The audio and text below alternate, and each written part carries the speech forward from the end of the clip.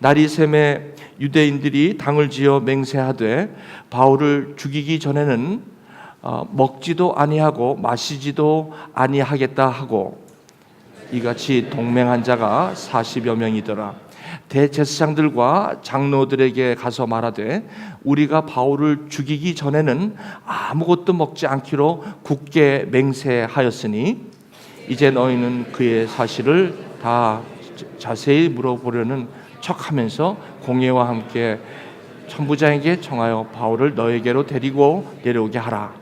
우리는 그가 가까이 오기 전에 죽이기로 준비하였노라 하더니, 바울의 생질이 그들이 매복하여 있다 함을 듣고 와서 영내에 들어가 바울에게 알린지라. 바울이 한 백부장을 청하여 이르되 이 청년을 천부장에게로 인도하라. 그에게 무슨 할 말이 있다 하니, 천부장에게로 데리고 가서 이르되 죄수 바울이 나를 불러 이 청년이 당신께 할 말이 있다 하여 데리고 가기를 청하더이다 하매, 천부장이 그의 손을 잡고 물러가서 조용히 묻되 내게 할 말이 무엇이냐 대답하되 유대인들이 공모하기를 그들이 바울에 대하여 더 자세한 것을 묻기 위함이라 하고 내일 그를 데리고 공회로 내려오기를 당신께 청하자 하였으니 당신은 그들의 청함을 따르지 마옵소서. 그들 중에서 바울을 죽이기 전에는 먹지도 않고 마시지도 않기로 맹세한 자 40여 명이 그를 죽이려고 숨어서 지금 다 준비하고 당신의 허락만 기다리이다 하니, 이에 천부장이 청년을 보내어 경계하되 이 일을 내게 알렸다고 아무에게도 이르지 말라 하고 백부장들을 불러 이르되 밤 제3시에 가이사랴까지 갈 보병 200명과 기병 70명과 창병 200명을 준비하라. 또 바울을 태워 총독 벨릭스에게로 무사히 보내기 위하여 짐승을 준비하라 말하며 또 이같이 편지하니 일러스되 글라우디오 루시아는 총독 벨릭스 각하에게 문안 하나이다. 이 사람이 유대인들에게 잡혀 죽게 된 것을 내가 로마 사람인 줄 들어 알고 군대를 거느리고 가서 구원하여다가 유대인들이 무슨 일로 그를 고발하는지 알고자 하여 그들의 공회로 데리고 내려갔더니 고발하는 것이 그들의 율법 문제에 관한 것뿐이요 한 가지도 죽이거니와 결박할 사유가 없음을 발견하였나이다. 우리 함께 읽겠습니다. 그러나 이 사람을 해하려는 관계가 있다고 누가 내게 알려주기로 곧 당신께로 보내며 또 고발하는 사람들도 당신 앞에서 그에 대하여 말하라 하였나이다 하였더라. 네, 이는 살아계신 하나님의 말씀입니다. 아멘. 잠깐 기도하고 우리 하나님의 말씀 나눕니다. 하나님 감사합니다. 이제 우리의 눈을 들어 주님의 말씀과 또 내가 눈을 들어 주님의 참 임재를 이 시간 바랍니다. 말씀으로 말씀하시고 듣는 마음을 주시고 아버지 하나님 듣는 귀를 허락하여 주시옵소서. 아버지 하나님, 이 복음이 우리에게 복된 소식으로 오늘 들려지게 하여 주옵소서. 예수님의 이름으로 기도하옵나이다. 아멘.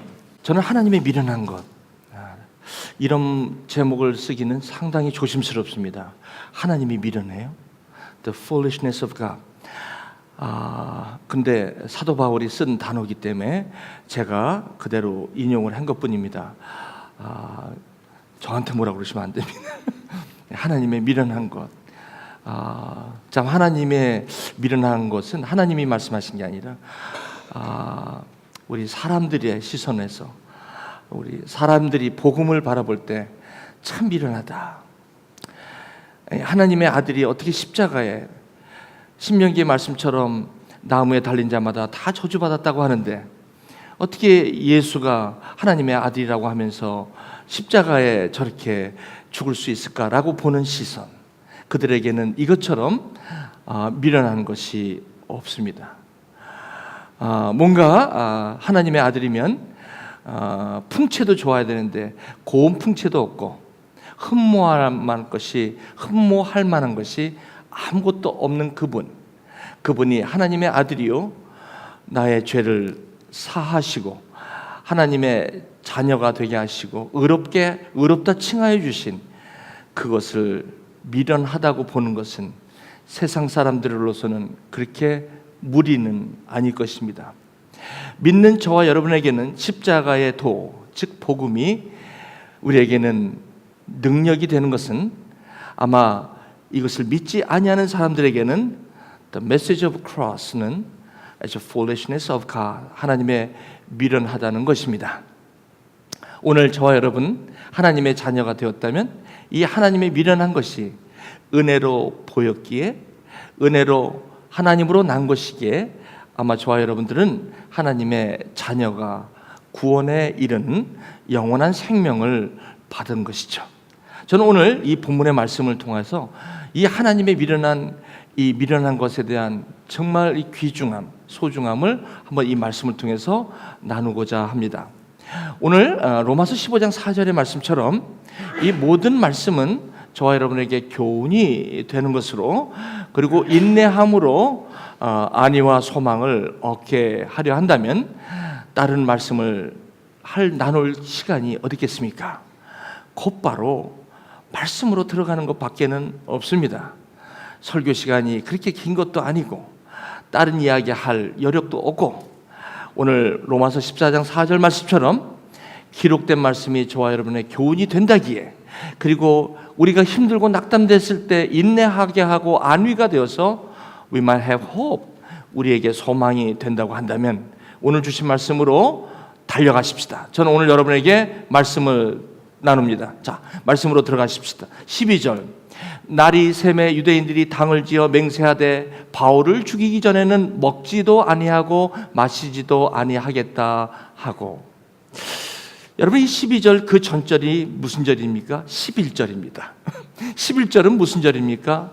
이 사도행전 22장 1절로 11절의 말씀, 지난주의 말씀은 어떤 말씀이었냐면, 사도 바울이 예루살렘에서 이 유대인들의 이 반대로 인하여 이 산헤드린에서 참 어떻게 보면 그 복음에 관한 그 내용을 전한 것으로 인하여 신문을 받는 과정 가운데 바리새인과 사두개인의 그 종교적인 그 세계관의 차이 때문에 서로 분쟁이 되면서 사도 바울이 천부장에 의해서 영내로 피신하게 된 상태입니다. 그 상태에서 너무 시달렸어요. 물론 사도 바울은 예루살렘의 성령의 감동으로 예루살렘 들어가면 환난을 받을 것을 모르고 들어온 분은 아닙니다. 편하려고 예루살렘 들어온 건 아니라는 거죠. 예루살렘 성에 에베소를 밀레도에서 그분들하고 오랫동안 3년 동안 지냈던 그 아름다운 여정들을 뒤로하고 부랴부랴 오순절에 맞춰서 예루살렘에 온 것은 무슨 환영을 받거나 무슨 뭐 인간적으로 말하면 무슨 큰 좋은 일이 있어서 여기에 이렇게 부랴부랴 온 것이 아니라 가면 환난과 핍박이 기다린다는 것을 알고 오신 분이에요. 그렇기에 지금 이렇게 여러 가지 어려움이 있는 건데, 이 사도 바울은 이것을 고난이라고 하질 않습니다. 왜냐하면 이러한 일이 있을 때 11절이 무엇입니까? 그날 밤에 가만히 영내로 들어가서 가만히 시간을 보내고 아마 기도했겠죠. 그때 주님께서 바울아, 담대하라. 내가 예루살렘에서 나의 일을 증언한 것 같이 로마에서도 증언하리라. 여러분, 우리가 세상 사람들이 너무 많고 세파에 시달리고, 여러분 어떻게 해서든지 세상에서 한번 내가 좀 여러분 밤낮 열심히 사는데 어떨 땐 지칠 때가 있죠. 어떨 때는 사람이 옆에 쭉 많아도 얘기할 대상이 없어요. 여러분, 아내와 남편이 옆에 같이 항상 있다고 해서 내 속을 다 내려놓는 것도 아니에요. 그것도 어느 정도 좀 맞아야지 하는 거예요. 근데 여러분 어느 정도까지는 하지만 어떨 때는요, 어떨 때 혼자 있고 싶을 때가 있어요. 아내고 남편이고 일단 애들이고 뭐가 재워놓고 내 혼자 골방에서 좀 조용히 있고 싶을 때가 있죠. 그럴 때 조용히 말씀을 묵상하는데 주님의 음성이 올 때가 있어요. 아무개야 담대하라. 그렇죠? 너무 힘들어하지 마라. 이것처럼 위로가 되는 게 없어요. 진정한 위로는요, 오늘 로마서 15장 4절 말씀처럼 이게 교훈이 되면서 우리에게 인내가 되게 하고, 이것이 그렇게 encouragement, 이게 격려가 되고요, we might have hope, 이게 소망이 되는 이유가 여기 있어요. 말할 수 없는 감격으로 깨달음의 하나님의 음성이 말씀을 통해서 오는데 얼마나 위로가 되는지 몰라요. 눈물이 나와요. 막 남들이 볼 때는 무슨 서글픈 일이 있는 것 같은데 아니에요. 위로의 눈물이에요. 눈물이 막 나는 거예요. 그 어느 곳에 찾아가도 위로받을 수 없는 그 음성, 오직 하나님의 말씀으로 오는 음성, 이 음성을 들을 때 얼마나 안위가 되고 위로가 되고 소망이 되는지. 여러분, 바울이 바로 11절이 그런 장면이에요. 그런 생각을 하면 얼마나 신이 날까요? 얼마나 위로가 될까요? 그죠? 아무 염려하지 말아라. 왜 슬퍼하느냐? 아무 염려하지 말아라. 나는 너와 함께 함이라. 찬양처럼. 그죠? 두려워 말라. 아무것도 염려하지 마라. 얼마나 위로가 되겠습니까? 11절은 그런 장면이에요. 근데 오늘 12절이 딱 되는데 날이 샜습니다. 날이 샜는데 현실입니다. 현실은 여전히 매섭습니다. 날이 샜는데 유대인들이 당을 지어 바울을 죽이기 전에는 먹지도 아니하고 마시지도 않는다는 겁니다. 여러분 생각해 보세요. 저 사람들하고 나하고 무슨 과거에 만난 인연도 없어. 무슨 옛날에 무슨 이해관계가 있는 것도 아니야. 어떤 사람을 여러분들이 만났는데 이상하게 저 사람은 아무런 나하고 관련이 없는데도 나를 못 잡아먹어서 그렇게 난리친 사람들이 있을 때가 있어요. 여러분, 직장에서 이상하게 그 상관이 그렇게 나만 보면 그렇게 그냥 못 살게 구는 직장 상관도 있어요. 그 사람들이 무슨 여러분들 그런 게 아니라 저 사람은 나를 갖다가 괴롭히려는 사명을 띠고 이 땅에 태어난 것 같은 그런 사람들이 있어요. 여러분 일하시면서 아마 손을 안 드실지 모르지만 여러분 한번 손 들어보세요. 손 드지 마세요. 속으로 한번 손 들어보세요. 그런 분이 있습니까? 네. 그래서 회사를 가기가 싫어. 아침에 일어날 때마다 죽기보다도 싫어. 회사 간다고 그러고 딴 데 가고 싶을 때가 많아요. 왜? 그 사람 보고 싫어서. 그래서 기도할 때가 많아요. 딴 부서로 옮겨달라. 딴 부서로 옮겼는데 또 거기는 그 사람보다 또 더한 사람이 있네. 그 사람은 먹지도 않고 마시지도 않지만 이 사람은 밤새도록 이 사람 그렇게 그냥 그렇게 괴롭혀. 여러분 속으로 아마 끄떡끄떡 하시는 분들이 있고요. 아유 어쩌면 저렇게. 그래요. 마시지도 않고 먹지도 않겠다는 거예요. 근데 바울이 생각할 때는 이거 한번 생각해 보세요. 이게 주님의 11절에 그 위로의 말씀이 없었다면 이거 어떻게 견딥니까? 아니 여러분 이거 어떻게 견딥니까? 이 위로가 없이, 이 안위와 격려가 없이 어떻게 견딥니까? 무방비 상태로 더 맞는데 저와 여러분들이 이런 세상 가운데 철저하게 저와 여러분들이 여러분들 편에 서서 누구 위로하고 이런 데 없어요. 세상은 항상 올라가야 되고요. 항상 비교하고 항상 내가 저 사람보다 올라가야만 인정받는 것 같은 그런 세상 가운데 만신창이로 터지는 거예요. 이걸 막을 수 있는 방법이 없어요. 견디는 것밖에 없는데 그러니 얼마나 힘들겠습니까? 이 복음의 위로와 안위가 없이는 이건 도저히 견딜 수가 없는 거예요. 사도 바울은 11절에 그 위로를 받았던 거예요. 먹지도 아니하고 마시지도 않은 사람들이 바울을 죽이려고 하는 저 위협 앞에 여러분 사도 바울은 있다는 것입니다. 이같이 동맹한 자가 한두 명도 아니라 40명씩이나 되는 거예요. 여러분 한번 상상을 해보십시오. 아무 이유 없이 여러분을 미워하고 아무 이유 없이 여러분들 핍박하는 것이 한 명도 아니라 40명이라면 여러분은 어떻게 하시겠습니까? 여러분 어떻게 하시겠습니까?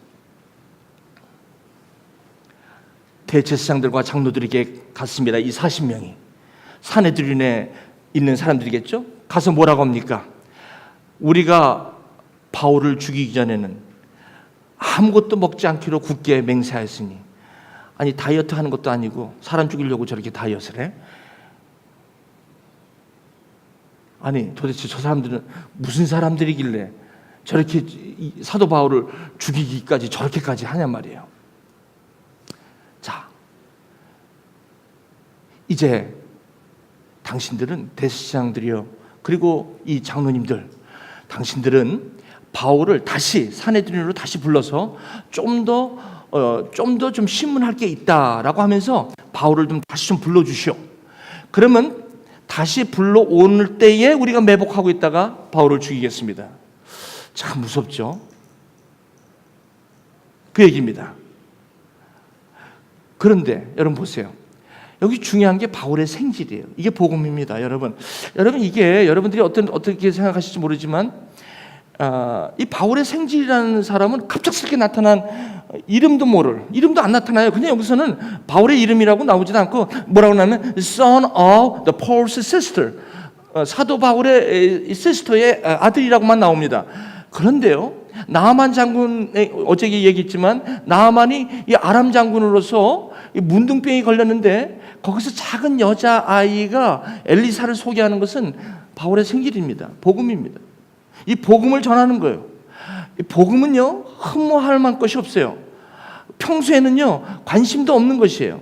그래서 예수님께서 이것을 비유로 던지죠. 비유는요, 관심이 없는 자 것이 아니라 관심이 있는 자들의 것이에요. 비유는 평소에는 옆에 던져줘도 파라보레, 옆에 던지다라는 뜻이죠. 비유는 옆에 던져 있어도 베드로가 아무리 밤새도록 이 고기를 잡고 주님은 옆에서 대중에서 하나님 나라를 증거해도 고기 잡는 사람에게는 그 말씀이 들리지 않는 것과 같은 것이죠. 그 비유는 시몬 베드로의 비유는 아니었다는 것입니다. 이 바울 생질이 그때 마침 있을 건 뭡니까? 나아만 장군이 엘리사를 만나서 옵니다. 오는데 이 아람 장군의 그래도 최신이 있는데 엘리사가 보지도 않고 요단강에 가서 7번 몸을 담그라는 그 말에 분노합니다. 그때 분노할 때 바울의 생질 역할을 하는 사람이 있어요. 그 나아만의 사환이 주인이시여, 여기 문둥병 나러 오시지 않았습니까? 그렇다면 더 큰 일도 행하지 아니하셨겠습니까? 근데 이거 갖고 왜 화를 내십니까? 고치면 되는 거 아닙니까? 꼭 고치는 게 나아만 장군 식으로 고쳐져야 합니까? 왜 다메섹에서 깨끗한 물에서만 하시려고 합니까? 아니, 생각해봐. 문둥병이 보통 문둥이 아니야. 이것도 피부병 아니야. 피부병이 어떻게 요단강 더러운 물에 가서 하냐 말이야. 엘리사가 하나님의 미련한 처방을 내리셨잖아요. 요단강에 7번 몸을 담그라고 그러잖아요. What a foolish! 그렇게 미련한 소리가 어디 있어? Yes, it is foolish. 미련해요.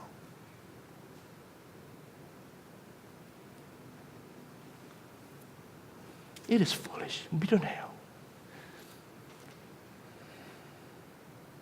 내 생각에는 다메섹에 깨끗한 물로 가야 되지 않겠느냐? 예, 그렇죠. 그건 당신 생각이지. 복음은 미련한 것이에요. 왜냐하면 요단강으로 가라고 한 엘리사의 그 복음은 바로 하나님이 어떤 분이신지를 알 수 있는 유일한 길이에요. 지금까지 하나님을 몰랐다면 바로 내 생각에는, 바로 내 경험으로는, 바로 내가 알기로는, 그것 때문에 하나님께서는 하나님을 이 세상의 지혜로, 내 경험으로 알지 못하겠고, 내 논리로 알지 못하겠고, 내 지식으로 알지 못하게 하기 위해 전도에 미련한 것으로 많이 하나님을 알 수 있는 지혜를 주신 것 아닙니까? 이것을 경험하지 않고서는 하나님을 만날 수가 없습니다. 그 얘기. 저는 여러분에게 귀한 하나님의 복음의 소중함을 나누고 싶습니다. 이 바울의 생질이 바로 그 종과 같아요. 매복하고 있다가 바울에게 이야기합니다. 아니, 당신을 죽이려고 지금 영내에 사람들이 있습니다. 그랬더니 바울이 그 생질을 천부장에게 데려갑니다. 데려가서 말을 하라. 그래서 천부장이 이제 이 생질을 데리고, 야, 무슨 일이야? 무슨 일이 있는데? 예. 조용히 묻는 거예요. 무슨 일인데? 그렇죠? 저는 말씀을 그냥 보는 겁니다. 말씀을 같이 푸는 겁니다. 오늘 이 말씀이 저와 여러분에게 어떤 교훈을 주시는지 한번 좀 들어보자는 거예요. 그래서 저와 여러분에게 어떤 인내가 필요하고 어떤 소망과 안위가 필요한지를 한번 저와 여러분 깨닫자는 것입니다. 대답할 때 유대인들이 공모하기를요. 유대인들이 공모하는데 바울에 대하여 더 자세하게 묻는 척하면서 산헤드린으로 오라고 할 텐데 그때 내려가지 마세요. 내려가면 그들이 매복하고 있다가 죽일 겁니다. 당신은 그 청함을 절대 듣지 마옵소서. 대제사장과 장로들이 와서 바울을 다시 신문할 게 있으니까 산헤드린으로 데리고 오라고 하면 절대 듣지 마십시오. 그 얘기입니다. 바울을 죽이기 전에는 먹지도 않고 마시지도 않겠다고 합니다. 이제 천부장이 이 청년을 보내면서 이 일을 나한테 얘기한 걸 아무에게도 얘기하지 마라. 그러면서 자기 부하 백부장 둘을 불러서 자, 준비시킵니다. 제3시에 가이사랴에 갈 보병 200명과 기병 70명과 장병 200명을 준비하라. 맞습니까? 이게 창병, 이게 보면 중대급인데요. 죄수 하나를 지금 모시기 위해서, 가이사랴로 모시기 위해서 지금 저렇게 군대를 준비시킵니다. 여기 그 다음에 나오는데 바울을 태워 총독 벨릭스에게로 무사히 모시기 위해서. 죄수지만 말이죠. 이게 하나님의 미련한 것 아닙니까? 하나님 미련한 것은 이런 거예요. 되게 미련합니다. 아니, 유람선 타고 크루즈 타고 렉서스 좀 멋있는 거 타고 좀 가면 안 돼? 왜 죄수의 모습으로 저렇게 가야 돼? 이것이 하나님의 미련한 것입니다. 저와 여러분하고 맞지가 않아요. 체질적으로 맞지가 않아요. 여러분, 제가 이 말씀 드려도 왜 나는 이러고 싶지 않다니까, 왜 하필이면 요단강이냐는 거예요. 왜 내가 죄인이 되어야 되는 거냐는 거예요. 로마로 가더라도 예수를 전하고 복음을 전해도 이런 식으로 전하고 싶지 않다는 사람들이 얼마나 많은 줄 아십니까? 지금 예수를 믿어도 멋지게 믿고 싶은 거예요. 예수를 믿어도요, 내 마음대로 믿고 싶은 거예요. 예수를 믿어도 담의 세계 가서 물 담그기를 원하는 거예요. 복음은 복음이고 내 삶은 삶이라는 거예요. 전혀 상관없이 산다는 것이죠. 그것이 지금 이 내용이 우리에게 주시는 교훈이죠. 그렇게 하면서 편지를 이제 보냅니다. 글라우디오 루시아 총독 펠릭스에게. 그러면서 뭐라고 합니까? 내가 유대인들에게 이 바울이라는 사람이 거의 맞아 죽게 생겼는데 로마 사람이라고 하길래 군대를 거느리고 가서 구원하려다가 갔습니다. 갔더니 유대인들이 무슨 일로 그렇게 고발해서 저렇게 막 난리 신문이 하는지는 모르겠는데 도대체가 무슨 일인지 가 보니까 그 율법 문제에 관한 것인데 뭐 그렇게 죽이거나 뭐 이렇게 결박할 사유는 못 찾았습니다. 그러므로 벨릭스 총독이요, 천부장이 이제 편지 쓴 거죠. 이제 관계가 있다고 누가 저에게는 얘기는 했습니다만 저는 찾아볼 건 없지만 한번 이렇다고 하니 지금 이런 이유 때문에 당신에게 보냅니다.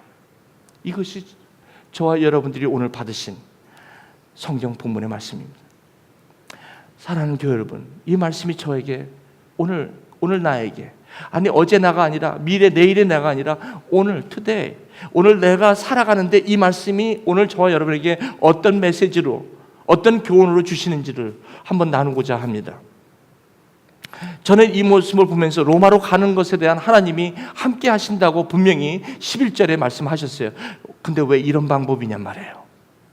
로마로 가는 것은 꼭 이런 방법밖에 없어요? 왜 예수 믿는데 왜 나한테는 이런 일이 벌어지냐고요?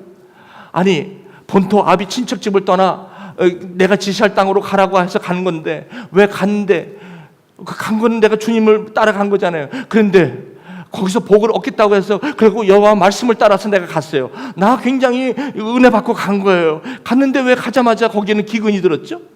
아니, 가라는 곳에 갔는데 왜 기근이 있어요? 이건 아니잖아요. 내가 나이 40세에 내가 이 에스라 7장 10절의 말씀, 그 말씀에 꽂혀가지고 하나님의 부르심 앞에 내가 주님을 모든 걸 타버리고 주님을 쫓아간다고 하며 포드도 나오고 그 좋다는 철밥통 감리교단도 때려치고 보통 이 코리안 감리교회, 한인 감리교회는 나온 분들이 UMC에 들어가려고 줄 서서 10년, 20년씩이나 기다리는 그 감리교단, 그게 뭐가 대단하다고? 그걸 쳐버리고 아직 코찔찔이 딸 3명 있는데 예수에 미쳐서 나와 보니까 그때 GM이 뱅크랍이 될 줄 누가 알았어요? 왜 GM이 뱅크랍 될 때는 내가 포드를 나오기 전에, 포드가 일불되기 전에는 좀 내가 나오기 전에 그렇게 되면 안 돼? 왜 나오고 나서 그런 게 기근이 드는 거야? 아니 그걸 갖고 좀 해보려고 했는데, 학생 선교 캠퍼스에 와서 좀 해보려고 했는데, 하나님 왜 나한테 이 기근이 옵니까? It's a foolishness of God. 이것처럼 하나님 일어나는 거예요. 이렇게 하면 하나님 누가 믿겠습니까? 누가 하나님을 믿겠습니까? 그것도 다른 일을 한다는 게 아니라 하나님의 길을 따라간다고 하는 청년에게 이것마저 뺏어가신다면 그럼 나는 뭐가 남습니까? 이것이야말로 foolishness of God. 하나님의 미련한 건 아니고 뭐가 있습니까? 세상 사람들이 비웃고 있습니다. 거봐, 박상춘 당신 예수에 미쳐서 그렇게 돌아다니면서 너무 미쳤어. 예수를 요즘은 그렇게 믿는 게 아니야. 예수는 좀 나이스하게 믿어야 돼. 예수는 좀 우아하게 믿어야 돼. 예수를 믿는다면 요즘 그렇게 믿는 거 아니야. 그건 구식이야. 요즘은 그렇게 믿지 않아. 요즘은 예수도 믿고 할례도 받는 시기야. 언제 예수만 갖고 오직 예수만 믿어. 그거는 바보 같은 짓이야. 그것은 foolishness of God. 하나님의 미련한 것이라고 하는 소리가 막 들리더라고요. 그러니까 내가 얘기했잖아. 너무 그렇게 교회 미치지 말라고 그랬잖아. 너무 그렇게 말씀만 미치지 말라고 그랬잖아. 적당히 하라고 그랬잖아. 근데 너는 왜 이렇게만 모여가지고 애들도 모르고 가정을 그렇게 막 파탄하고 너는 길거리 나서게 됐잖아. 너 포항교회에 그때 75만 불 있었지, 둘 다. 네 아내하고 20년 동안 때려 부은 거. 그거 25%씩 너 봉급에서 뛰어나간 거. 그거는 75만 불 밸류잖아. 근데 지금 뭐가 됐어? 휴지가 됐지. 이제 너는 못 네 와이프는 잘리게 됐고 넌 나왔고, 그럼 넌 이때 하필로서 네가 길거리에 나간 거 아니야. 자, it's a foolishness of God. 너는 이래도 하나님을 믿어?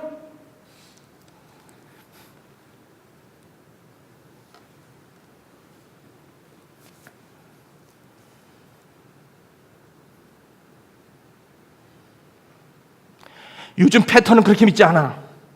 요즘 예수도 믿고, 그래서 네가 해야지. 네가 할 건 해야지. 어떻게 이렇게 무책임하게 애들 딸은 셋이 있는데 아직도 학교 아직도 이제 코찔찔인데 걔네들을 그렇게 무식하게 그렇게 내버려두고 그 아버지가 무책임하게 그렇게 갈 수 있어. 아주 나쁜 아빠. 기근이 들었어요.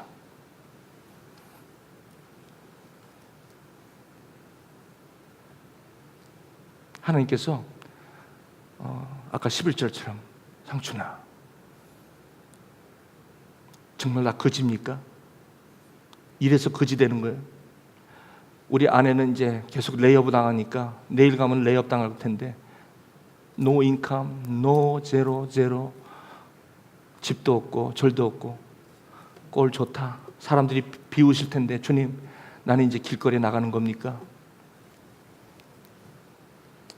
그때 그날 밤에 저에게 상춘아,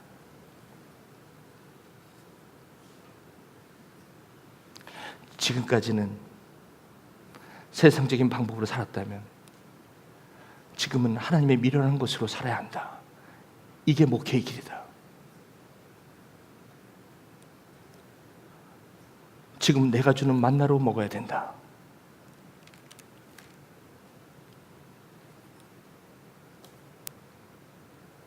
오늘도 목사가 되면 잘 먹고 잘 산다는 사람들이 많다. 그래서 5,000명을 먹이는 사건이에 주님을 따라온 사람들이 많다. 내 살과 피를 마시지 않으면 못 온다고 하길래 요한복음 6장 30절의 마지막에 보면 다시는 그를 따라다니지 않더라. 다시는 많은 사람들이 예수를 쫓아가지 않더라. 이런 세상이다. 다시는 예수를 쫓지 않는다. 그때 시몬이라는 한 사람이 있었지. 너희도 가려느냐? 시몬 베드로가 주의 영생이 말씀이 여기 있사오리. 내가 어디로 가오리까? 하나님의 미련한 것을 택한 사람, 시몬이 베드로 된 사람, 바로 시몬 베드로. 이제 너는 내가 책임진다. 내가 그것을 긁어간 거는, 그거를 네가 갖고 있으면 이 길을 갈 수 없다.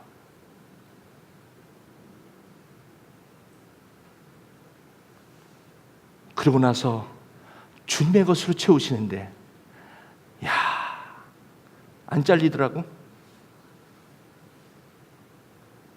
저 사모가 안 잘리더라고요. 저 사모가 왜 갑자기 GM 다니면서 갑자기 저한테 와서 마스터로 공부하겠대. GM에서 돈 대준다고. 아니, 애는 어린 걸 내가 봐주냐고 힘들어 죽겠는데 무슨 또 마스터까지야. 4년 공부시켰으면 됐지. 그만해 막 했는데 막 그렇게 하겠대. MF에 여기 UofM. 아니, 무슨 공부를 그렇게 해. 애나 보지 좀. 그때 합디다 하면 돈도 안 들어가겠다. 그 애만 봐주면 되니까 그 2년만 좀 더 하겠대. 그래서 시켰죠. 나는 그 공부 왜 하는지 몰랐어. 그것 때문에 살더라고. 그거를 하나님께서 보셨는지 뭔지 모르지만 그 먹여 살리는 거야. 먹여서 그거 하나 갖고 매출하기와 만나로 먹여 살리시는 거야.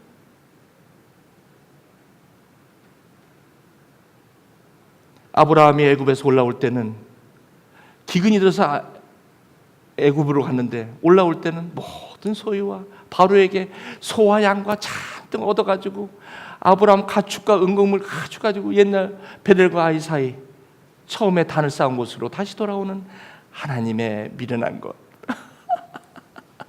It's a foolishness of God. 아유, It's a foolish. 요즘 사람 보면 조금 아니 저기 말이 돼요 저게. 아유 진짜 성경 처음부터 끝까지 전부 foolishness of God.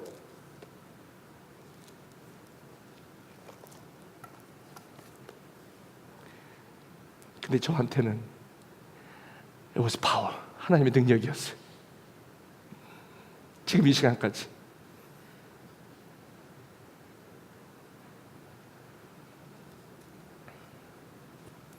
이런 비슷한 사람이 있어요. 하나님의 미련한 것에 미친 사람들.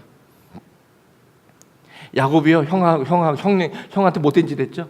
장자권을 뺏어갖고 도망가 하란으로 가는데 그 엄마가 리브가가 야, 너 형이 너 죽일 것 같으니까 너 빨리 외삼촌 내로 가라. 가서 형 저기 기분 풀릴 때까지 거기 있어. 갔어요.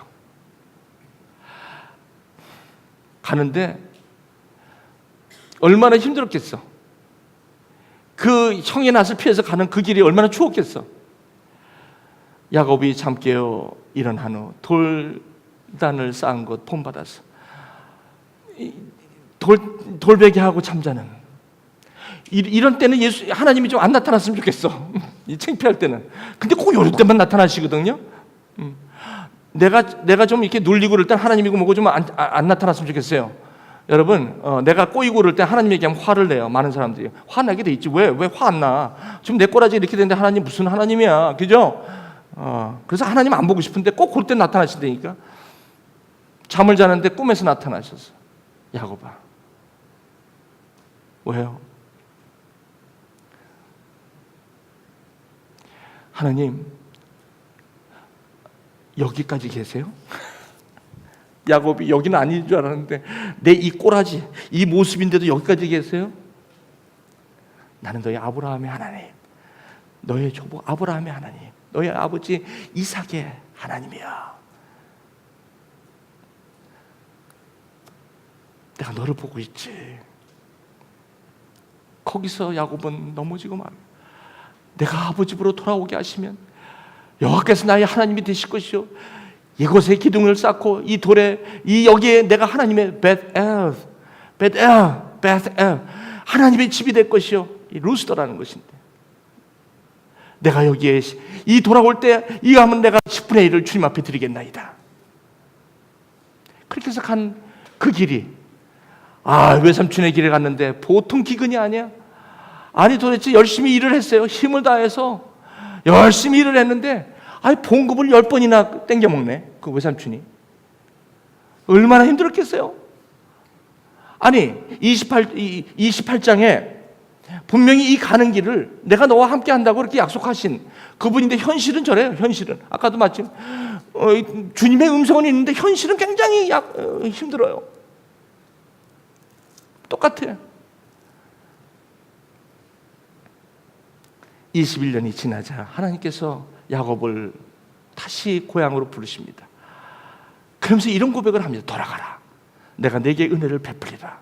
그러면서 이렇게 얘기해요. 내가 내 지팡이만 가지고 창세기 28장 내가 지팡이만 가지고 이 요단을 건널 때는 빈 털털이었는데 지금은 2배나 이루었나이다.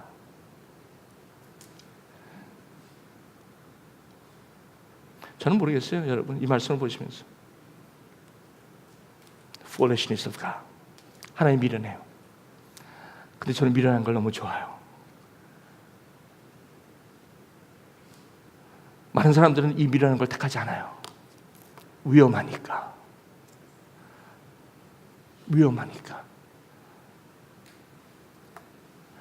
요셉이 또 하나님이 미련한 걸 좋아했던 사람이에요. 노년의 막내라서 야곱이 그렇게 때때 옷을 입혔죠. 그래서 형이 기분 나쁜 거였어요. 근데 갑자기 또 어느 날 꿈 꿨다고 꿈 얘기를 하는데 가뜩이 미운 데다가 더 미워. 그래가지고 그냥 나중에 형들이 저기 가서 저기 양을 치고 있는데 아버지가 그 세겜에 가서 형들 좀 보고 오라. 갔다가 그냥 저 꿈꾸는 자가 오는구나. 잘 됐다. 해가지고 그냥 요셉을 갖다가 구덩이에다가 죽이려다가 그냥 살리잖아요. 그래도 그 큰형이 그래도 그 살려두라고 그래가지고 그 살려둬요. 그래가지고 그냥 저거 죽이지 말고 팔기나 하자. 그 이스마엘 상인한테 팔려갖고 애굽으로 간 거예요. 애굽으로 가서 자기도 여기 가가지고 뭐예요? 보디발 집에서 아주 열심히 살았어요. 이 사람은 아주 재정부의 은상가 봐. 아주 그냥 요셉이 얼마나 정직했냐면 그 보디발에 다 맡겼어요. 다 맡겼는데 웬일입니까? 항상 그 기근이는 어디 갔든지 기근이요? 꼭 몸만 기근이 아니라 아니 보디발 아내가 요셉을 갖다가 귀찮게 할 줄 누가 알았어? 무슨 아무런 관계도 없는데 아니 그냥 사무실에 나가면 그냥 난리야. 그것 때문에 보이지 않게 기근이 와요. 어디로 가? 옥을 갈잖아요. 왕을 가두는 옥에 가요. 자기가 원한 것도 열심히 살았어요. 근데 왜 이렇게 일이 꼬여? 근데 성경은 계속해서 하나님께서 요셉과 함께 하심으로 형통한 자가 되었다고 자꾸 얘기는 하는데 현실은 형통한 게 아무것도 없거든. 현실은 자꾸 꼬이거든. 자꾸 기근이거든. 가면 갈수록 여러분 이 말씀을 잘 우리가 보시면 이 하나님의 미련한 것에 대한 축복이 무엇인지를 저와 여러분이 누릴 수 있다는 것입니다. 이게 너무나도 중요한 거예요. 이게 한번 보세요. 현실은 계속 꼬여요. 그러므로 여러분 현실이 잘 된다고만 해서 좋아할까? 아무것도 없어요. 세상 사람들은요 잘 나가는 사람이 얼마나 잘 나가는지 몰라요. 그렇죠? 경계하는 자가 하나님의 법대로 경계해야만 된다는 이유가 여기 있는 것이죠. 그 주인이 그 소유를 다 요셉 손에 보였는데 그냥 보디발의 아내의 그 욕 때문에 결국 누명을 쓰고 결국 다른 옥으로 갈렸는데 거기서도 얼마나 요셉이 열심히 하는지 그냥 신임을 받았어. 간수장에게 신임을 받아가지고 그냥 하고 있는데 갑자기 그 술 맡은 관원장하고 떡 맡은 관원장이 들어오더니 이 양반들이 꿈을 풀어달라서 꿈을 꾸었더니 아니 술 맡은 관원장이 나가가지고 바로 옆에 섰는데 나가면 좀 나의 소원 좀 풀어달라고 이렇게 부탁했건만 가더니 까맣게 잊어버리는 거예요. 여러분 특별히 또 하나님의 미련한 것 중에 하나가 뭐예요? 내가 열심히 섬기고 내가 정직하게 했는데 세상은 나를 그걸 알아주지 않아. 오히려 내가 어떻게 했는데 내가 너를 위해서 어떻게 했는데 나한테 이런 뒤통수 때리는 사람. 여러분 여기 속으로 손들어 보세요. 내가 이것 때문에 예수고 뭐고 안 믿어. 예수님의 미련한 것 때문에 하나님의 미련한 것 때문에 내가 예수 안 믿어. 내가 열심히 믿어봤어. 나 안 믿은 거 아니야. 열심히 교회도 나가고 내가 열심히 했는데 야 뒤통수 맞았어. 그죠? 예수 열심히 믿다가 뒤통수 맞은 사람이 그렇게 많아. 저기서 걸려갖고 교회 교자 얘기하지 마. 아빠들이 교회 안 나오고 엄마들이 교회 안 나오는 게 이유가 있어요. 이게 저렇게 잊어버리는데 교회를 왜 나와? 교회 나오면 또 뒤통수 맞을 텐데.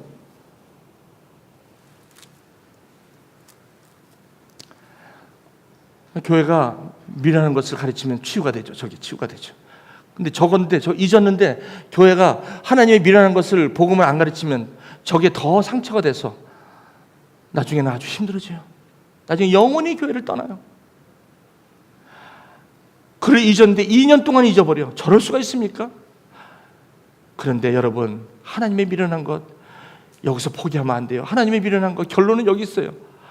갑자기 이 사람이 2년 만에 그 바로가 그냥 시달리는 거예요. 왜? 바로는요, 왜 이렇게 저 시대는 꿈을 이렇게 잘 꿔? 사람이 걱정만 하면 잠을 못 자면 꿈만 꿔요. 헛꿈, 개꿈. 근데 가끔 가다가 개꿈이 아니라 진짜 꿈이 꿀 때도 있겠죠?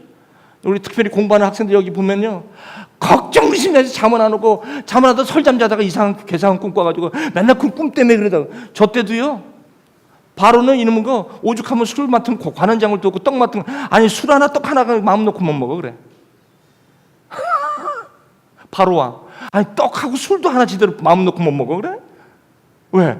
하도 음모하고 죽이려고 하는 사람들이 많으니까. 오죽하면 술 맡은 거 하는 장, 떡 맡은 거 하는 장을 두었겠어.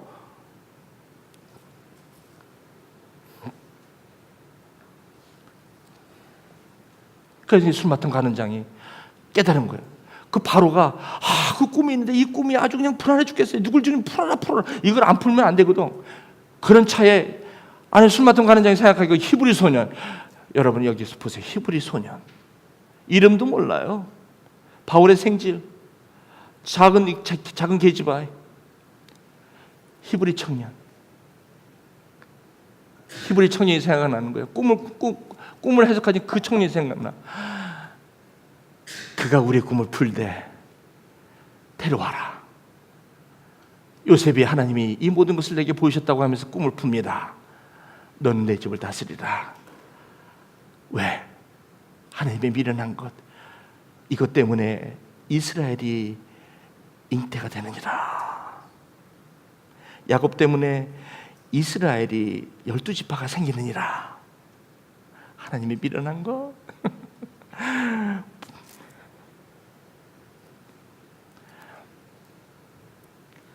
11년 전에 캠퍼스에서 교실에서 5명을 데리고 시작했던 5명인가 6명인가 아무튼 모르겠습니다만 거기서 시작했던 이 애나버드 교회가 지금 여기까지 온 것이 하나님의 미련한 것, 하나님의 미련한 것이었습니다. 맞습니까? 여러분이 보시는 이 교회는 하나님의 미련한 것, 물이 포도주 된 걸 믿고 나간 사람이 650명, 70명 여기. 이걸 슬로건을 걸고 메시지를 전한 물을 먹고 나간 사람이, 하나님의 미련한 물을, 복음을 듣고 나간 사람들이 11년째입니다. 이것은 미련한 것입니다.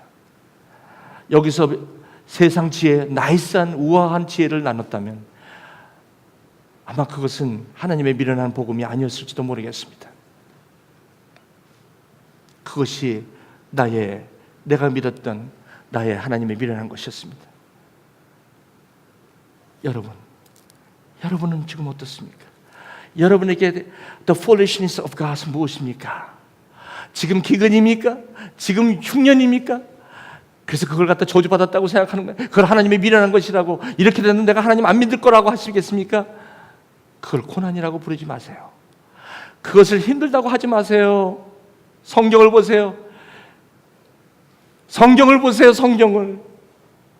하나님의 말씀을 보세요. 도대체가 이 시세에 지혜 있는 자가 어딨냐? 그래, 그렇게 똑똑해? 그렇게 많은 게 많어?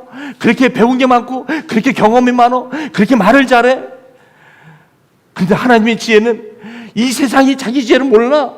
요단강에 가서 7번 담궈야만 깨달아지는 어린아이의 살, 그거는 7번 담갔을 때 일어나는 거야. 어린아이 살은 절대로 다메섹 상에서 거기서 7번 담근다고 해서 어린아이 살이 되는 거 아니야. 어린아이 살은 미련하는 것, 예수가 그리스도라는 것, 십자가에도 미련한 것, 그것을 내 삶으로 미련한 것을 나의 지혜로 삼을 때 오는 것이야. 그렇기 때문에 다메섹에서 7번 나와가지고 그렇게 해서 어린아이 살이 된다는 것으로서는 하나님을 알 수가 없어요. 물로 된 포도주를 맛보는 사람이야만 하나님을 알 수 있기 때문에 이 미련한, 이 foolishness of God, 하나님의 이 미련한 것 아니면 하나님을 알 수 있지를 않아. 그러므로 믿음이라는 것을 통해서, 믿음을 통해서만이 바로 이 미련한 하나님의 것을 능력으로 받는 축복이 임한다는 것이 오늘 메시지입니다. 사도 바울은 하나님의 방법으로 로마로 이송되고 있는 것입니다.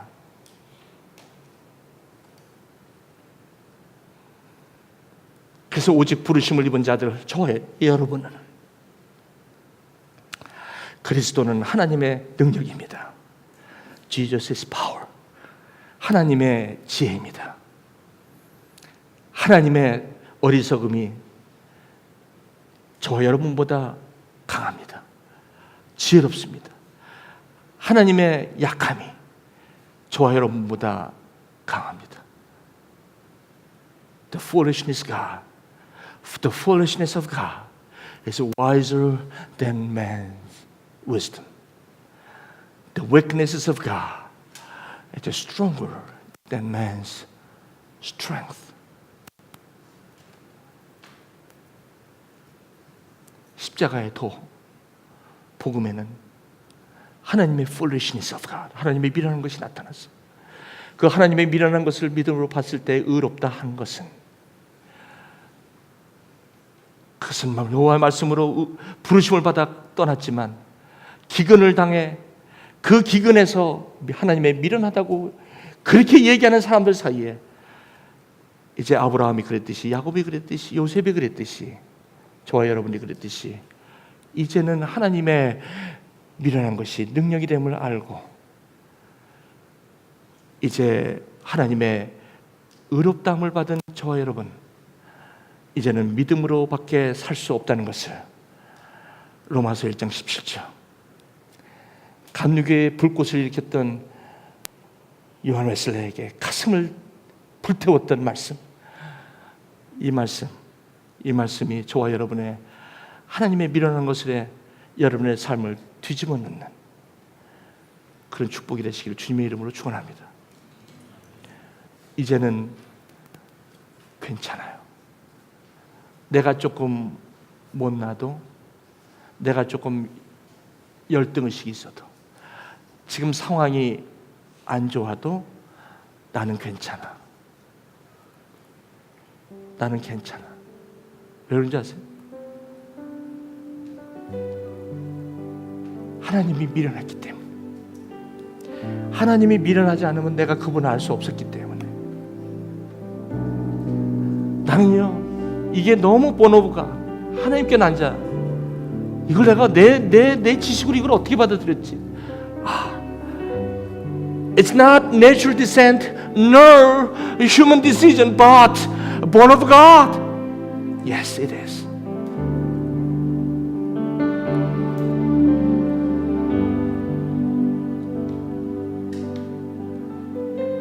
왜 슬퍼하느냐? 왜 염려하느냐? 왜 힘들어하느냐?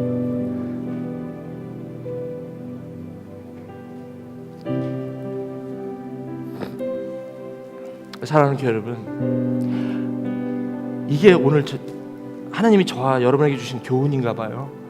그렇죠? 그리고 이것 때문에 참을 수 있을 것 같아, 그죠? 그렇구나. 내가 조금 참을 수 있겠구나. 참아야 되겠구나. 그리고 위로가 되네. 나만 그런 게 아니라 성경의 모든 사람이 저랬고 하나님이 저거를 얘기하니까. 그러니까 나도 희망이 있구나. 그죠? 나도 희망이 있구나.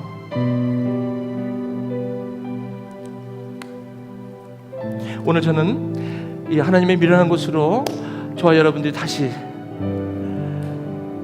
이 세상을, 이 믿음이 세상의 지혜 있지 않냐고 하나님의 지혜에 있음을 깨닫게 하시는 그런 축복으로 여러분이 삶을 사시기를 주님의 이름으로 축원합니다. 기도하시겠죠? 조용히.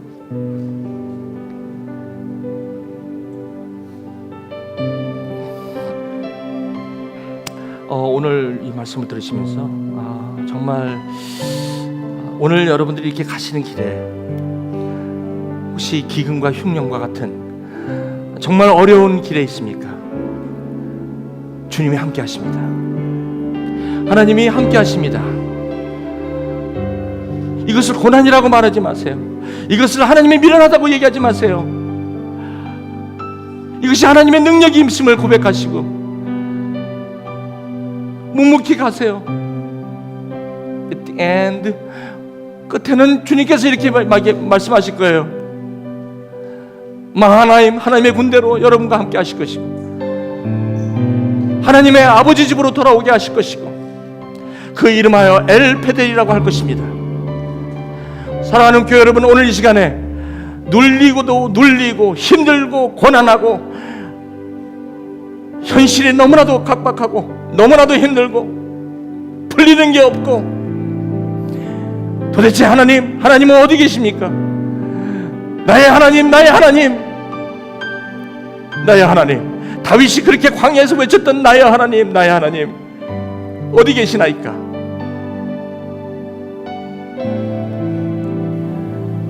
그런 고통 가운데도 주님은 여러분과 함께 하신다는 약속이십니다. 조금 견뎌야 돼. 왜냐하면 그래야만 나의 foolishness, 나의 어리석음이 너에게 능력이 될 거야. 나의 십자가의 이 복음이 너에게 능력이 될 거야. 그때 보자.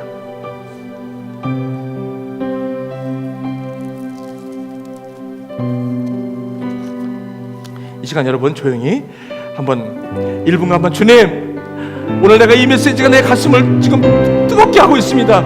그래요. 나도 I want to be foolish like you. 나도 foolish가 되고 싶어요. 세상에 대해서는 나도 미련한 자가 되고 싶어요. 너무 지금까지 자유가 없었어요. 너무 힘들었어요. 주님, 십자가의 도가 나의 능력이 될 수 있도록 하나님, 오늘 내가 이 말씀을 붙드나이다. 나에게 이 시간 이 말씀이 능력이 되게 하옵소서. 우리 같이 이 시간 기도하며 나갑시다. 같이 기도하실게요. 아버지 감사합니다.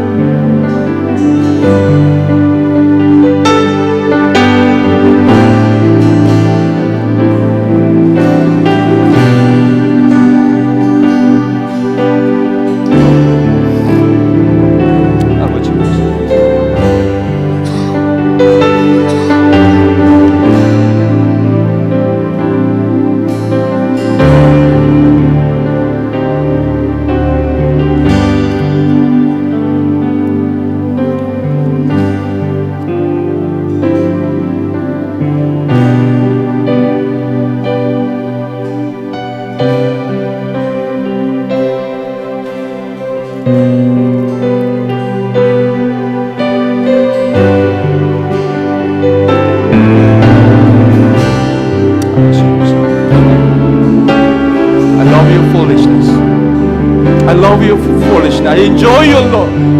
I enjoy your foolishness. 주님의 미련함을 사랑합니다. 십자가를 사랑합니다. 주님, 세상에선 내가 버림받아도 주님의 그 십자가,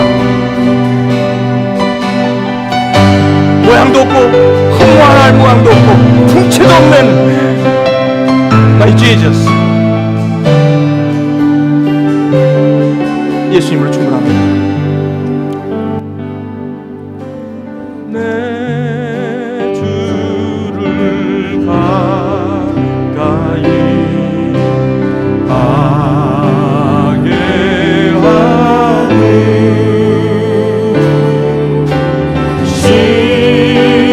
십자가 진 같은 동생이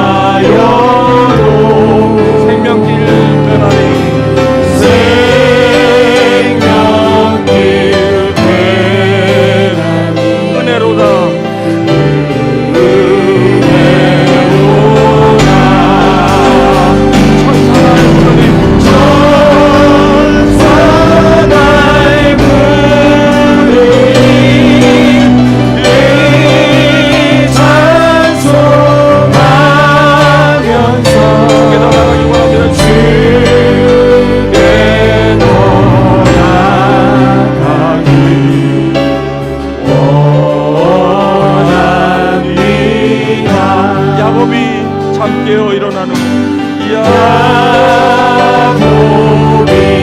잠깨어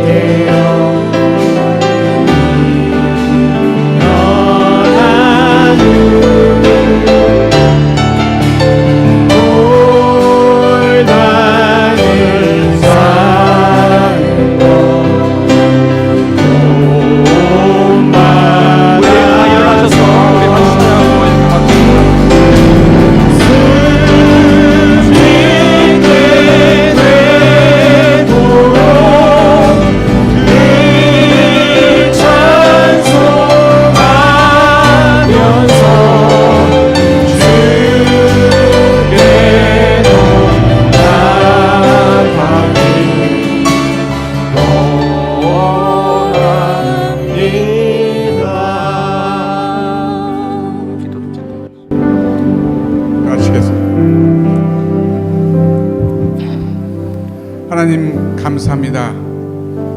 저희들 사랑해 주시사 오늘도 귀한 날 허락해 주시고 우리 전에 나올 때 빈손 들고 나오지 아니하고 우리에게 주신 귀한 물질을 들고 나와 감사한 마음으로 우리 주님 앞에 드렸습니다. 구별해서 드린 11조가 있습니다. 또 감사 조건이 있어 드린 감사 예물도 있습니다. 아멘. 주일마다 드리는 예물도 있습니다.